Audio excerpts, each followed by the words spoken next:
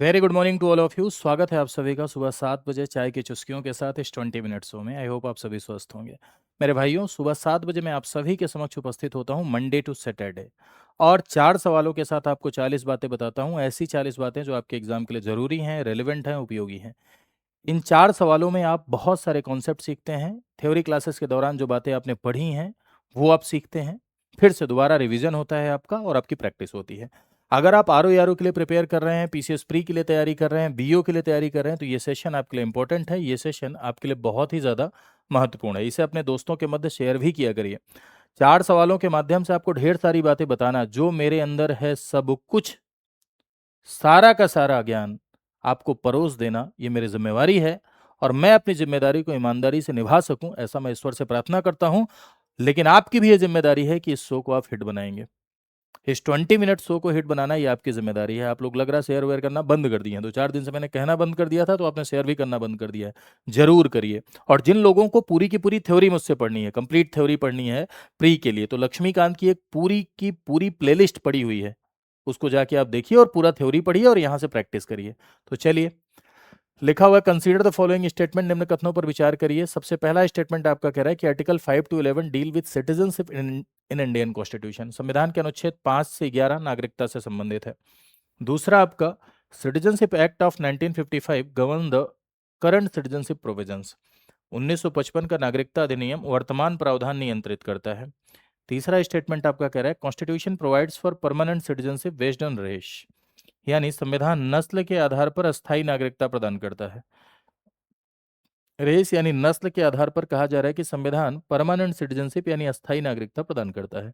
तो आइए थोड़ी बातें हम लोग समझ लेते हैं, थोड़ा एक्सप्लेनेशन देख लेते हैं, फिर सवाल पर आते हैं। यदि आप बात करें भारत देश में नागरिकता की, भारत देश में सिटीजनशिप की, तो मेरे भाई, इंडिया में सिटीजनशिप से रिलेटेड जो प्रोविजन है वो आर्टिकल 5 से लेकर आर्टिकल 11 तक दिए गए हैं इंडियन कॉन्स्टिट्यूशन में। ठीक है। भारत के संविधान का ये भाग 2 है, यानी पार्ट 2 ऑफ द कॉन्स्टिट्यूशन है। और संविधान के पार्ट 2 में सिटीजनशिप से रिलेटेड प्रोविजन है। लेकिन एक बात यहाँ पर रोचक जो आपको समझनी है, आर्टिकल 5, आर्टिकल 6, आर्टिकल 7, आर्टिकल 8, ये उस समय की बात कर रहा है कि संविधान के प्रारंभ में कौन नागरिक बना, at the commencement of the constitution. यानी संविधान आज नहीं बताता है कि कैसे नागरिकता ली जाती है और कैसे नागरिकता छोड़ी जाती है। फिर संविधान क्या बताता है, जब संविधान लागू हुआ तब कौन नागरिक बन गयो। तो जो भारत के थे उन्हें 5 से नागरिकता मिली, जो पाकिस्तान से आए उन्हें 6 से मिली, जो पाकिस्तान गए लेकिन याद आई फिर वापस आ गए, है ना, उन्हें 7 से मिली, और जो इंडियन ओरिजिन के यानी भारतीय मूल के विदेशी थे उन्हें 8 से नागरिकता मिली। तो 5, 6, 7, 8 उस समय की नागरिकता की बात करता है जिस समय कॉन्स्टिट्यूशन एग्जीक्यूट हुआ, जिस समय संविधान लागू हुआ। आज भारत देश में नागरिकता कैसे ली जाएगी, कैसे छोड़ी जाएगी, संविधान नहीं बताता। आर्टिकल 11 सिटीजनशिप का, इसने पार्लियामेंट को यह राइट दे दिया कि parliament have a right to regulate the citizenship, यानी संसद को नागरिकता संबंधी कानून बनाने का अधिकार होगा। यानी नागरिकता संबंधी लॉ कौन बना सकता है, संसद। संसद को होलसोल राइट दे दिया गया कि नागरिकता को रेगुलेट करने का पूरा अधिकार फ्यूचर में पार्लियामेंट को होगा। तो पार्लियामेंट ने एक कानून बनाया, उस कानून का नाम है मेरे भाई सिटीजनशिप एक्ट। सिटीजनशिप एक्ट 1955, यानी नागरिकता अधिनियम 1955। और ये नागरिकता अधिनियम 1955 इस बात को बताता है कि नागरिकता 5 तरीके से एक्वायर की जाती है और 3 तरीके से नागरिकता क्विट की जाती है। यानी 5 तरीके से नागरिकता ली जाती है और 3 तरीके से नागरिकता छोड़ी जाती है। 5 तरीके से नागरिकता एक्वायर होती है और 3 तरीके से छोड़ी जाती है। ये कौन बता रहा है, ये सिटीजनशिप एक्ट बता रहा है।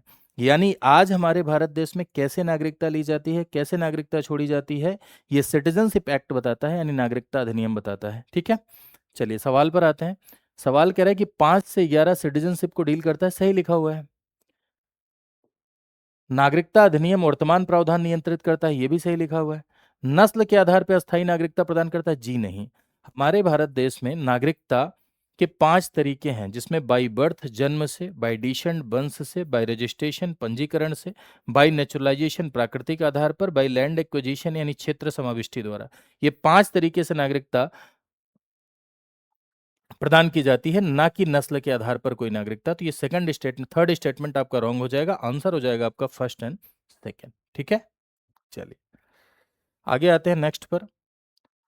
अगला सवाल आपका कह रहा है कंसीडर द फॉलोइंग स्टेटमेंट, निम्न कथनों पर विचार कीजिए। Parliament has exclusive power to make citizenship laws. नागरिकता कानून बनाने का अधिकार केवल संसद को है, यानी केवल पार्लियामेंट को है। पहला स्टेटमेंट आपका। दूसरा statement, state can modify citizenship rules, राज्य नागरिकता नियम बदल सकते हैं। राज्य सिटीजनशिप के जो नियम है, यानी नागरिकता के जो नियम है वो राज्य बदल सकते हैं, यानी राज्य को अधिकार है कि राज्य नागरिकता नियम बदलें। तो एक बात यहाँ बहुत ध्यान से समझिए कि ना आर्टिकल 11, अभी थोड़ी देर पहले मैंने आपको बताया कि आर्टिकल 11 ये कहता है कि पार्लियामेंट, यानी पार्लियामेंट बाई लॉ, यानी विधि द्वारा, संसद विधि द्वारा रेगुलेट द सिटीजनशिप, यानी नागरिकता को विनियमित कर सकती है। दैट मीन्स कि नागरिकता संबंधी कानून बनाने का अधिकार किसके पास है? संसद के पास है, पार्लियामेंट के पास है। पार्लियामेंट के अलावा कोई दूसरा लेजिस्लेटिव अथॉरिटी क्या नागरिकता संबंधी कानून बना सकता है? जी नहीं। आप ये बात जानते होंगे मेरे भाई कि हमारे भारत देश में लेजिस्लेटिव सब्जेक्ट का डिस्ट्रीब्यूशन है कि कौन किस विषय पर लॉ बनाएगा, जिसमें आप देखेंगे कि एक विषय है आपका यूनियन लिस्ट यानी संघ सूची के विषय, सेकंड आपका स्टेट लिस्ट यानी राज्य सूची के विषय, third one is your concurrent list जिसे आप कहते हैं समवर्ती सूची के विषय, कंकरेंट लिस्ट, समवर्ती सूची। संघ सूची के जो ये विषय हैं, संघ सूची के विषय, राज्य सूची और समवर्ती सूची। संघ सूची के विषयों पर कानून बनाने की शक्ति संघ की होती है, यूनियन की। राज्य सूची के विषय पर राज्य की होती है, और समवर्ती सूची पर केंद्र और राज्य दोनों कानून बनाते हैं। जैसे अभी संघ सूची पर 98 सब्जेक्ट हैं आफ्टर अमेंडमेंट, ठीक है, आफ्टर अमेंडमेंट 98 और इस पे 59 और इसमें यहाँ 52, ठीक है, इतने विषय हैं अभी। करंट जो सिनारियो है, कहीं कहीं किताब में 161-52 लिखा रहता है, तो परेशान मत होना, रट न लेना, वही आलिया भट्ट का नंबर है, नंबर बदल गया है। तो नागरिकता जो आपकी है, यानी सिटीजनशिप जो आपकी है, that is the subject of union list, यानी नागरिकता संघ सूची का विषय है, यानी नागरिकता यूनियन लिस्ट का सब्जेक्ट है। तो राज्य सरकार सिटीजनशिप पे लॉ नहीं बना सकती, यानी स्टेट के पास ये अधिकार है कि राज्य नागरिकता संबंधी कानून बनाए। स्टेट बना सकती है क्या? नहीं। राज्य क्या सिटीजनशिप रूल्स को मॉडिफाई कर सकती है? नहीं कर सकती है। पार्लियामेंट के पास इसकी एक्सक्लूसिव पावर है, जी हाँ एक्सक्लूसिव पावर है, तो इसमें केवल दो आपका राइट आंसर हो जाएगा, ठीक है। कुछ बातें फैक्चुअल और मैं आपको बता दे रहा हूं सिटीजनशिप से रिलेटेड। देखो, भारत देश में यदि आप देखें तो भारत देश में नागरिकता सिंगल है। हालांकि संघीय व्यवस्था में, फेडरल सेटअप में दोहरी नागरिकता होती है। जैसे अमेरिका में अगर आप देखें तो अमेरिका में आपको डुअल सिटीजनशिप दिखाई पड़ेगी, दोहरी नागरिकता। दोहरी नागरिकता मतलब राज्य और केंद्र दोनों की नागरिकता। कोई व्यक्ति अगर न्यूयॉर्क का सिटीजन है तो साथ साथ वो अमेरिका का भी है, यानी न्यूयॉर्क की अलग नागरिकता और अमेरिका की दो अलग नागरिकता, यानी राज्य और संघ दोनों की अलग अलग नागरिकता, इसे दोहरी नागरिकता बोलते हैं। संघीय व्यवस्था में ये लक्षण है कि दोहरी नागरिकता होती है, लेकिन इंडिया में फेडरल सेटअप है, भारत में संघीय व्यवस्था है, भारत देश में केंद्र और राज्य दोनों का कॉन्सेप्ट है, लेकिन उसके बावजूद भारत देश में सिंगल सिटीजनशिप अपनाई गई, यानी एकल नागरिकता का प्रावधान अपनाया गया। क्यों? क्योंकि अगर हम राज्य को नागरिकता भी देते, केंद्र को भी देते, तो राज्य को अगर अलग नागरिकता मिलती तो अपने आप को बिहारी कहना ज्यादा बेटर महसूस करने लगते आप, भारतीय कहने की अपेक्षा।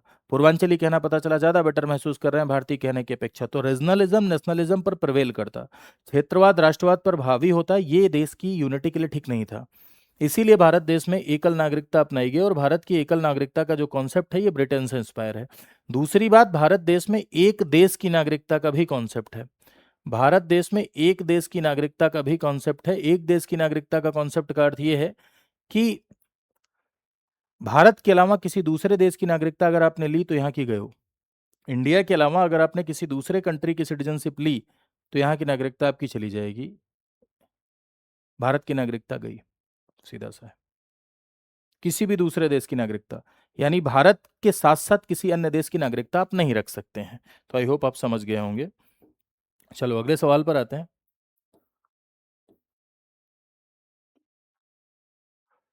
अगला सवाल आपका कह रहा है कि कंसिडर फॉलोइंग स्टेटमेंट, निम्न कथनों पर विचार कीजिए। राइट्स अंडर आर्टिकल 19 और नॉट एब्सोल्यूट, अनुच्छेद 19 के तहत अधिकार पूर्ण नहीं है। State can impose reasonable restriction, राज्य युक्त युक्त प्रतिबंध लगा सकता है। राज्य का मतलब यहाँ प्रांत नहीं है, ठीक है।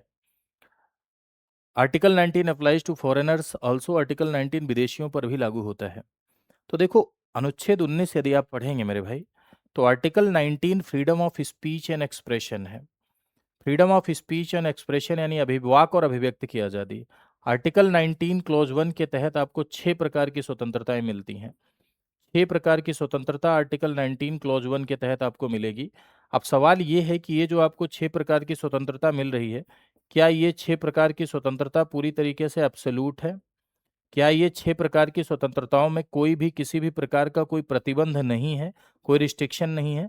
जैसे आर्टिकल 19 क्लॉज 1 ए से आपको मिल रहा है freedom of speech and expression, वाक एवं अभिव्यक्ति, बोलने का अधिकार और अपनी भावनाओं को जाहिर करना। तो क्या आप किसी को गाली दे सकते हैं क्या? क्या आप न्यायालय को गाली दे सकते हैं क्या?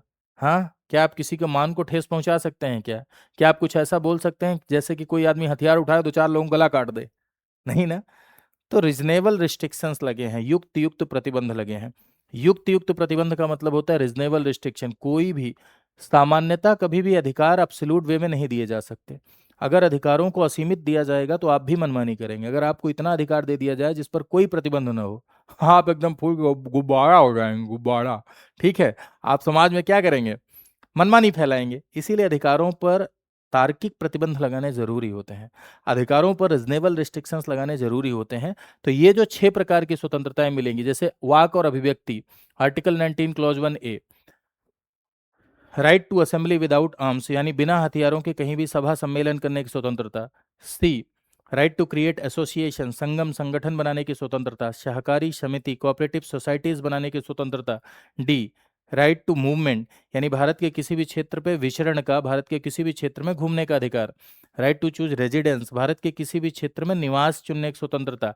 एफ समाप्त हो गया है, प्रॉपर्टी से रिलेटेड था। जी, कोई भी व्यवसाय, ट्रेड, प्रोफेशन चूज करने की स्वतंत्रता। लेकिन ये जो स्वतंत्रताएं आपको आर्टिकल 19 से मिल रही हैं, ये असीमित नहीं है।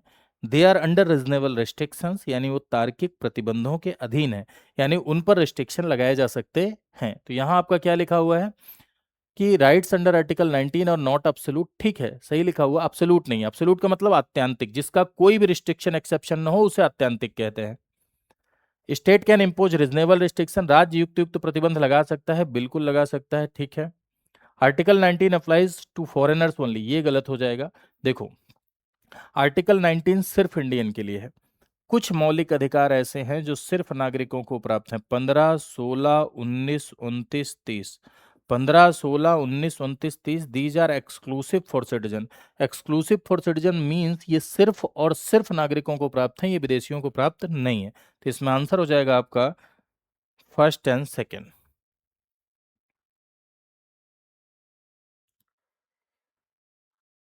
अगले सवाल पर आते हैं। अगला सवाल आपका कह रहा है कंसीडर द फॉलोइंग स्टेटमेंट, निम्नलिखित कथनों पर विचार कीजिए।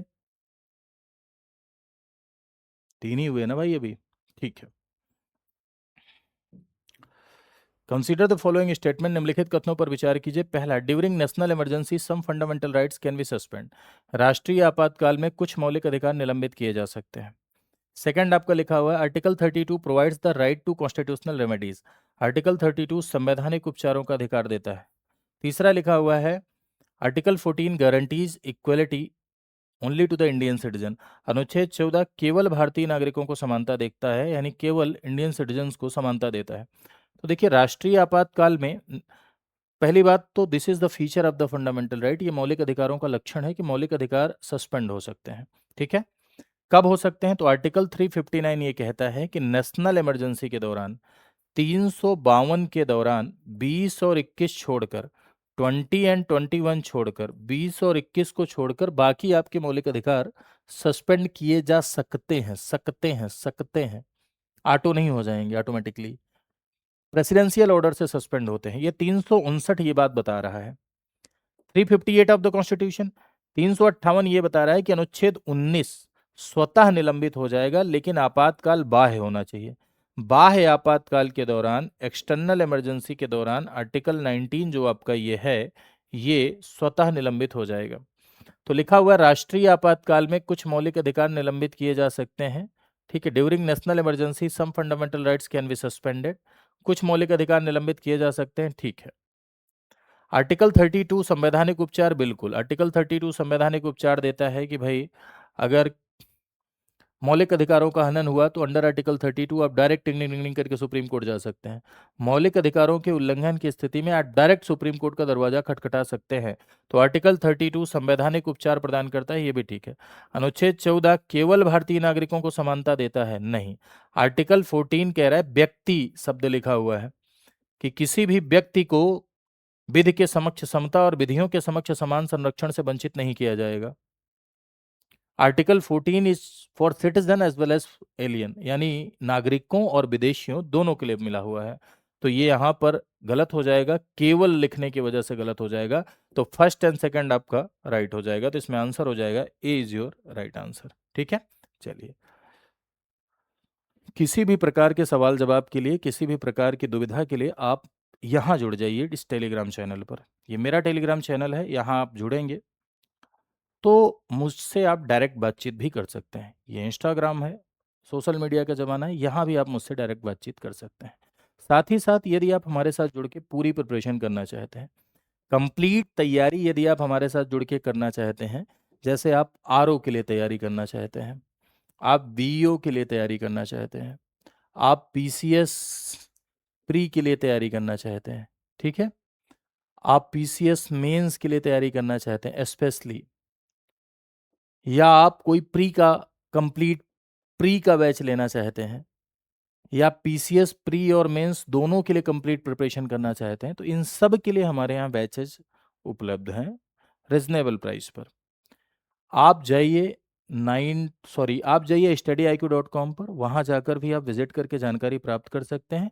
दूसरा तरीका है, आप कॉल करिए 9289996923 पर। 9289996923 पर कॉल करिए और मेरा नाम है विपुल त्रिपाठी। मेरा नाम बताइएगा और पूरी की पूरी काउंसलिंग यानी पूरी की पूरी जानकारी यहाँ से लीजिएगा। कैसे तैयारी करें, किस तरह से तैयारी करें, कैसे बैचेज में इनरोल कर सकते हैं, ये सारी की सारी जानकारी आप यहाँ ले सकते हैं। क्लियर बात? चलिए, तो आज के लिए इतना ही। खुश रहिए, स्वस्थ रहिए, आगे बढ़िए, बढ़िया से तैयारी करिए, खूब मोटाइए। मोटाने का अर्थ फूलना नहीं है, मोटाने का अर्थ है बी हेल्दी यानी स्वस्थ रहना।